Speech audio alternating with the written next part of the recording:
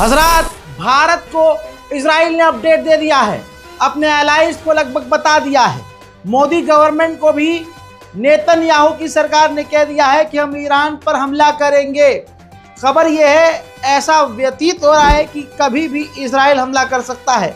हालात बहुत ख़राब हो चुके हैं। और एक और बड़ी चीज़ का खुलासा इजराइल के द्वारा किया गया है कि एयर स्ट्राइक ईरान पर नहीं करेगा, बल्कि Israel ground to ground missile, जैसे ईरान ने मिसाइलें दागी थी, वैसा ही हमला इजराइल ईरान पर करेगा और कई क्षेत्रों पर करेगा। और ऐसा प्लान तैयार कर लिया है इजराइल ने, जिस हमले से, जिस प्लान का इस्तेमाल करके इजराइल ईरान का बड़ा नुकसान करेगा। उधर मेरे दोस्तों, जो बड़े बड़े अपडेट्स है वो आपको बताता और दिखाता चलूं।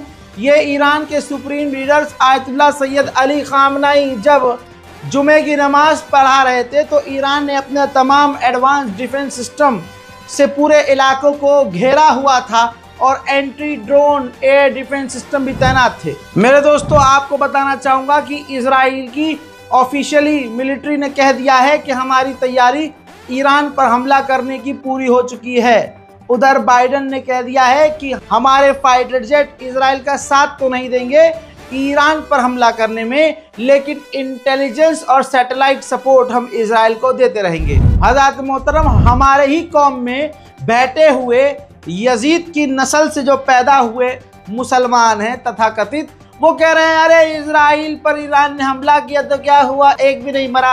अबे सुअर, ईरान ने पहले ही कहा था कि हम अली वाले हैं, हम सिविलियन पर, हम निहत्तों पर हमला नहीं करते। अबे जिसकी पैदावार तुम हो, तुम्हारा वाला तो मरहब को देख के अलम छोड़ के भाग जाया करता था। तो तुम वैसे मुसलमान हो तो तुम ये देखोगे कि कितने मरे। और नबी अल्लाह कहते हैं भगोड़ों पर, निहत्तों पर, बच्चों पर, औरतों पर हमला ना करना। तो तुम्हारा भाई अलग ही सिस्टम है। लेकिन जो अहले बैत के मानने वाले हैं, जो नबी अल्लाह को मानते हैं, रसूल खुदा सल्लल्लाहु अलैहि वसल्लम को मानते हैं, वो फॉलो भी वैसे ही करते हैं। तो हजरात, जो ये लोग कह रहे हैं कि ईरान के हमले में कोई भी इजरायली नहीं मरा, दोस्तों इजरायली कोई मरा ना मरा, लेकिन इजराइल के बेसिस पूरी तरह से तबाह हुए हैं।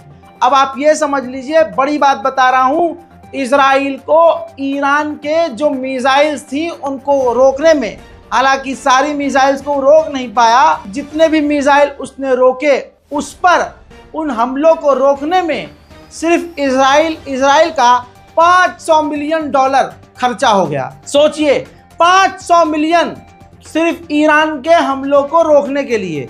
उसके बावजूद ईरान के हमले कामयाब रहे। बड़ी खबर यह है, ईरान के खिलाफ इजराइल के कमांडरों ने ईरान के आसपास और अपने आसपास के जो मुल्क हैं उनके लीडरों से चुपके से मुलाकात की है। और कोई बात नहीं कि अरब देश इजराइल का ही साथ दे दें, जैसे अज़रबैजान और दूसरे देश पूरी तरह से इजराइल का साथ दें।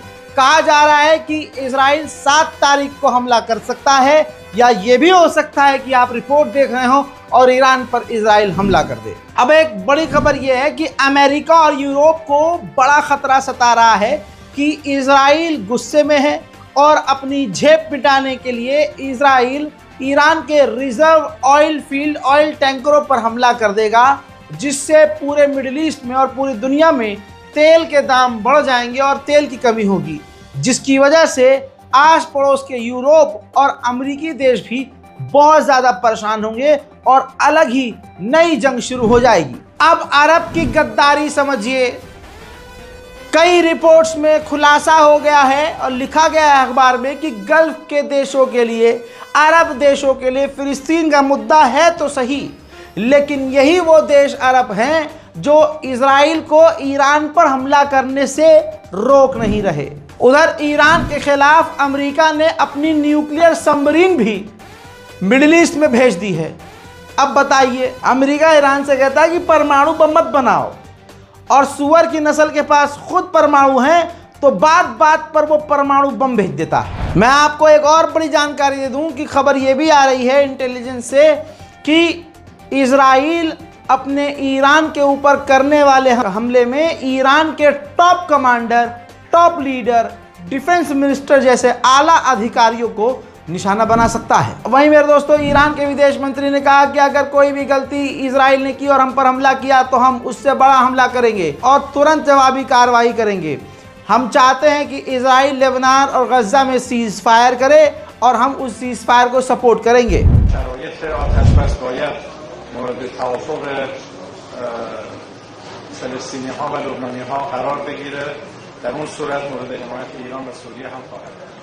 وشروط إطلاق النار يجب أن تكون مقبولة من قبل الفلسطينيين واللبنانيين، وحينها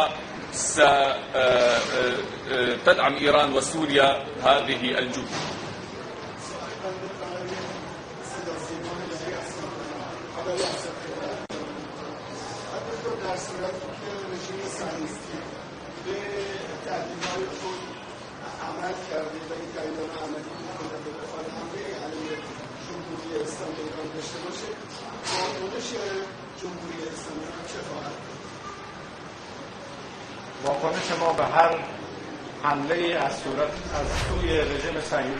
इजरायली ऑफिशियल ने कह दिया है कि हमारी जंग अब डायरेक्ट ईरान से है। हम ईरान का सामना कर रहे हैं। हमारी इजरायली फौज हर तरह से ईरान का सामना करने के लिए, ईरान से जंग लड़ने के लिए तैयार है। उधर समझ लीजिए, इजराइल को यकीन है कि अगर ईरान पर हमला करेंगे हम तो काफ़ी सारे देश इजराइल का साथ देंगे। बिल्कुल सही बात है। खैबर की जंग में दिखने वाले मुसलमान जो मर्द दिखते थे हैं, और 40 दिन की जंग थी, यहूदियों से जंग थी। अपने किले के अंदर यहूदी थे, रोज उनका एक हैवान सामने आता था और रसूलुल्लाह की फौज जाती थी, वो उनको मारते थे। मतलब वो सामने से देखकर, या रसूलुल्लाह के साथ वाले तथाकथित मर्द देखकर ही भाग आते थे। और जो परचम लेके जाते थे, कई तो ऐसे थे परचम फेंक के आए थे, उनकी हवा संट होती थी। और आखिर में अली को बुलाया।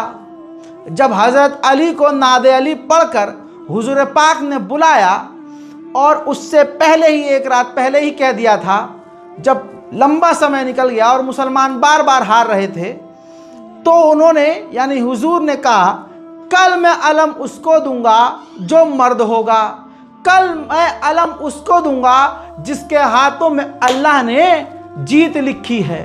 दोस्तों, फिर सारे परेशान हो गए कि यार अब अलम हमें मिलना चाहिए। थे तो वो सभी मुसलमान तथाकथित, लेकिन थे तो ऐसे ही कि यहूदियों को देखकर भाग जाया करते थे। जब वो जाते थे लड़ने के लिए, और जैसे ही सामने से यहूदी पहलवान आता था तो सब कुछ छोड़कर भाग जाते थे। और या नबी अल्लाह, वो तो बड़े ख़तरनाक हैं। आखिर में रसूल खुदा ने किसको बुलाया? मौला अली को बुलाया। फिर क्या हुआ? मौला अली जाते हैं, कुछ ही देर के अंदर मरहब को बीच में से दो फाड़ के आ जाते हैं, दो टुकड़े हो जाते हैं, ऊपर से खैबर के दर को उखाड़ देते हैं। सब पढ़ा है ना आपने? तो कहने का मतलब ये है, जो रसूल खुदा के साथ जो भीड़ थी वो रोज जा रही थी, रोज आ रही थी, भाग भाग के, भगोड़े भाग भाग के आ रहे थे।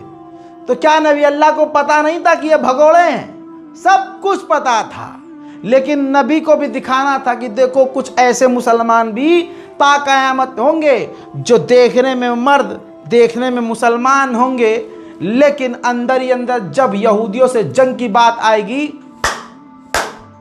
तो जंखे होंगे।